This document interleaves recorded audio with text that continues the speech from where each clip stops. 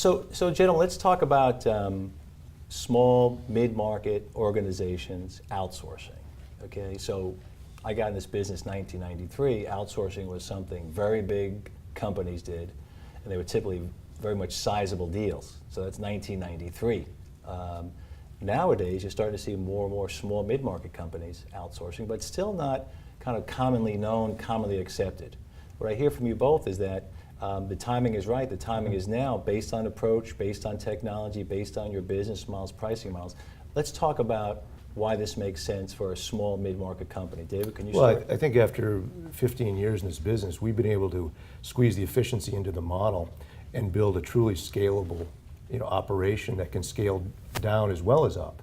Most companies think of scaling, they think of up, and now we've been able to produce a business model that can scale down as well and get into even the startup community and help them ramp up their needs. And that was a community of buyers that was in no man's land for many years. Headhunters were out of reach, financially perhaps. Certainly the thought of building permanent infrastructure was not going to happen. So the new age RPO providers are tapping into that, and they're buying. So John, is this more a matter of demand or supply, or a little bit of both? It's a core and context thing. It's evolved. So you think about the core of that company, whatever that company is not recruiting. But that's our core. Okolo's core is a turnkey, world-class internal recruiting function. In fact, we even completed and developed a hiring consultant network. Some of the best recruiters in the country we have on tap on an as-needed basis, so that instead of a big commitment from some of these smaller companies, all they really need to do is say, here's my scope, here's my breadth, depth, need, and literally we can turn it up or down with a core technology that binds it all together and get it up and running literally in a couple weeks. So Larry, from the standpoint of outsourcing in general, whether it's RPO, ITO, BPO, you could argue that a mid-market company has same amount of challenges, needs, resources are just as critical to them, time to market is just as critical to them. Many of them, though, don't have experience outsourcing at all. It's maybe the first time they're outsourcing. Any thoughts or advice from a standpoint of what they should be thinking of? Well, they actually have more challenges, because when you look at a process, the process is the process, whether it's a big company or a small company. It takes just as much effort, just as much attention. So these companies have been at a disadvantage because of the cost and their ability to come up with and justify spending the cost, and it's just not there for the company.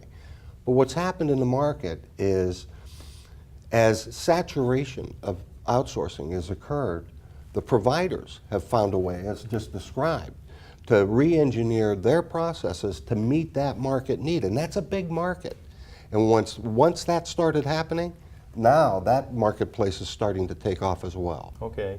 And David, you referred before to kind of the mid-market companies kind of being in no man's land, right? Yeah. So they're big enough that they kind of have the needs and the challenges, but they're kind of small enough that they don't have the resources, right? How would you define that no man's land, and what's the good news? Is there any good news there? There is a lot of good news, but first of all, it's a very lonely place if there's no place to go for help.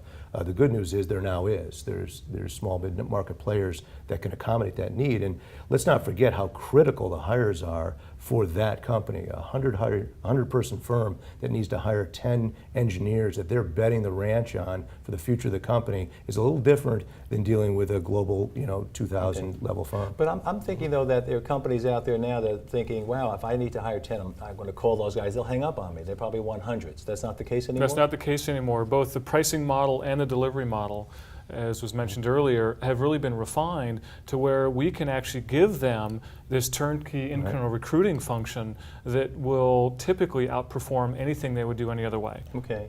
Now, I've seen some of the deals done in the mid-market space less solely about cost save. Everybody wants to save money, right? Sure. So let's get that off the table. But however, in many cases, it was more organizations that were growth constrained. It was more about really kind of growth and leveraging limited internal resource. Are you seeing that as well? It's a slightly different dynamic? Well, to David's point, we see companies in Silicon Valley, for example, where they need those 10 engineers. Right. There is fierce competition for those same 10 engineers from some of the players we all know, global players. So on their own, they have an admin or somebody who's, as a side job, trying to do recruiting. Right. Their alternative is to spend a tremendous amount of money on recruiting agencies who still don't necessarily have their interests top of mind. And so now an RPO provider like Okolo or Talent Fusion can step in there, manage the whole thing, and right on top of all the candidate sources and shepherd the process through in a much more professional, predictable way. Okay, so the net here is RPO is not just for the big players, okay, and that there's no deal too small, so to speak. right. Is that fair to say? Well, I don't know about that. If it was one hire, I Okay, think that's within too reason, small. okay. But we literally will sign annual contracts with companies hiring 5 to 10 people. Okay. And fair we'll enough. provide the whole structure, power their careers page, the whole thing. Cost still is an issue, Frank, though. There's no getting around that. But organizations, clients are now looking at the value they get for that cost, and it's a blend. So they're looking at what value do I get for the fees I'm paying, and they'll pay a little more to get more value. And to your point, it's not just about what the cost is. If I need those 10 engineers and they're 4 months late, my VC backer is going to be all over me as a CEO about why am I not hitting my objectives. Literally, the company's at risk. Right. Right. Well, I can tell you based on what we're seeing, within our membership, I would predict some of the best outsourcing deals done in the next 2 or 3 years will be in the mid-market space, because you got the owner right there, the CEO right there. It's critical. There's less internal existing bureaucracy and stuff to unwind. It's almost as if you kind of guys get to build it and grow with them or help Right. them grow. Right. Does that That's make exactly sense? right. Exactly.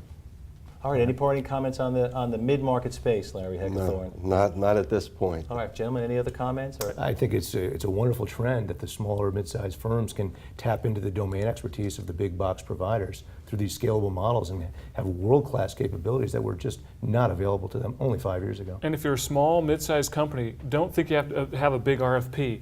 Just write, hey, I need to hire these many people over the next 12 months, help. Help. And we will help know what figure to out do. if we're the right fit. Exactly. Just pick up the phone and call, right? Pick up Figure the it phone out. and call. I know. Great. Gentlemen, thank you very much. Thank you. Thank you. Thank you.